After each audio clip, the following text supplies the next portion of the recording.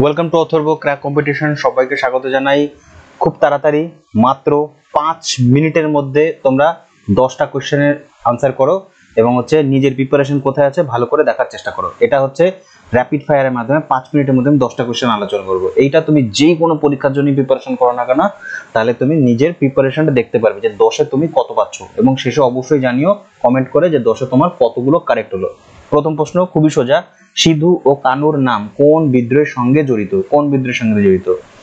চুয়ার বিদ্রোহ, সন্ন্যাসী বিদ্রোহ, সাঁওতাল বিদ্রোহ, নাকি হচ্ছে কোল বিদ্রোহ? সিধু কানু কোন? তো আনসার তোমরা নিশ্চয়ই করে ফেলেছো।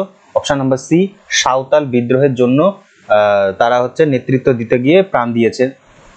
পরের প্রশ্ন, আমি এখানে কোনো এক্সপ্লেনেশন করব না, এক্সপ্লেন করব না, তার কারণ এক্সপ্লেনেশন কোনো কিছুই থাকবে না। এর জন্য 10,000 10K জিকের ওই ক্লাসগুলো তোমরা দেখতে পারো। ওখানে আমি প্রচুর এক্সপ্লেন করি, এক একটা কোশ্চেনের প্রতি প্রচুর পরিমাণে তোমাদের আমি ইনফরমেশন দিই। তো ওই সেটগুলো দেখতে পারো, ওইগুলো ঠিক আছে, ডেসক্রিপশন বক্সে লিংক পেয়ে যাবে। দ্বিতীয় প্রশ্ন খুবই সোজা কিন্তু খুবই ইম্পর্টেন্টও, স্টার লাগাবে।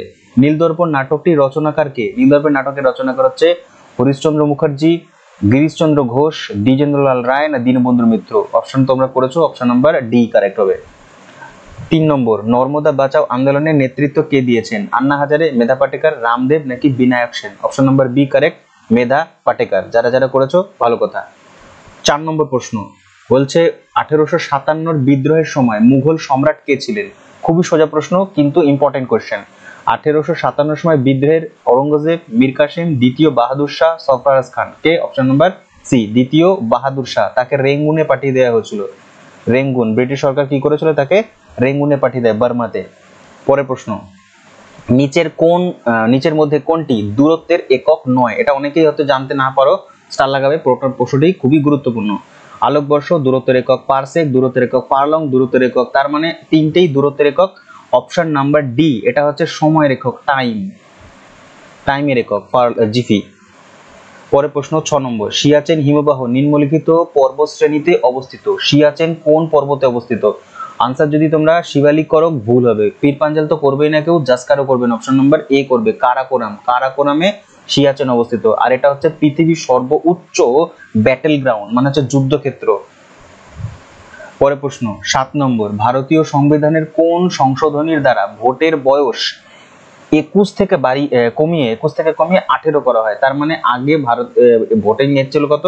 21, এখন কমিয়ে 18 করা হয়েছে। এটা কততম সংবিধান? 60, 62, 61 না 63? আনসার করেছো নিশ্চয়ই। অপশন নাম্বার সি যারা করেছো তারা হচ্ছে কারেক্ট, 61তম অ্যামেন্ডমেন্টের মাধ্যমে। আর 1988 ইমপ্লিমেন্ট হয়েছিল 1989-এ, ঠিক আছে, মনে থাকে যেন। আচ্ছা, আর একটা কথা বলি যে আমাদের ভোটার কার্ড দিয়েছিলেন যেই ইলেকশন কমিশন, তার ইলেকশন কমিশনের নামটা যদি জানা থাকে অবশ্যই একটুখানি আমাকে কমেন্ট বক্সে কমেন্ট করে জানিও, ঠিক আছে। পরের প্রশ্ন বলছেন রামচরিত মানসের রচয়িতাকে? রামচরিত দুটো হয়, রামচরিত মানস একটা আর শুধু রামচরিত একটা, ঠিক আছে। তো রামচরিত মানস কে লিখেছেন? তুলসীদাস, জয়দেব, হরিসেন, নাকি Harshavardhan? Option number C, Tulsidas লিখেছেন হচ্ছে রামচরিত মানস, ঠিক আছে। আর এটা রামপাল এর জীবনী, ঠিক আছে, রামপালের জীবনী মানে পাল বংশের এই সময়কার লেখা এটা, তুলসীদাস। পরের প্রশ্ন, সুপ্রিম কোর্টের বিচারপতির অবসরের বয়স কত? সুপ্রিম কোর্টের বলেছে, অপশন নাম্বার সি কারেক্ট, 65 হবে। আর যদি বলতো হাইকোর্ট HC তাহলে হচ্ছে 62 বছর, মনে থাকে যেন। লাস্ট কোশ্চেন বলছে ভারতের প্রত্যক্ষ কর কোনটি? এর মধ্যে কোনটা ডিরেক্ট কর? ডিরেক্ট মানে হচ্ছে তুমি বা আমরা জনসাধারণ ডিরেক্ট আমরা গভর্নমেন্টকে পে করি, ঠিক আছে, মাঝখানে কোনো মিডল পার্সন থাকে না। ভ্যাট এটা একটা সেলস ট্যাক্স, এটা হচ্ছে মিডল পার্সন থাকে। এই ভ্যাট আমরা কাকে দিই? আমরা যে সমস্ত জিনিস কিনি সেই সেলারকে দিই, মানে দোকানদারকে পে করি, তার মানে এটা ইনডিরেক্ট ট্যাক্স। GST এটাও একটা এক প্রকারের সেলস ট্যাক্স, তা এটাও নয়। ওয়েলথ ট্যাক্স, শুল্ক কর, মানে কোন শুল্ক কর না সম্পদ কর, এই দুটোর মধ্যে একটা হবে হচ্ছে আনসার। কোনটা হবে বলো? অপশন নাম্বার সি, সম্পদ কর বা ওয়েলথ ট্যাক্স, এটা হচ্ছে ডিরেক্ট কর বা হচ্ছে প্রত্যক্ষ কর। ধন্যবাদ সম্পূর্ণ ভিডিও দেখার জন্য। তুমি 10-এর মধ্যে কত পেয়েছো অবশ্যই আমাকে কমেন্ট বক্সে কমেন্ট করে জানিও। আবার দেখা হচ্ছে আগামী সকাল 8টায়, ঠিক আছে।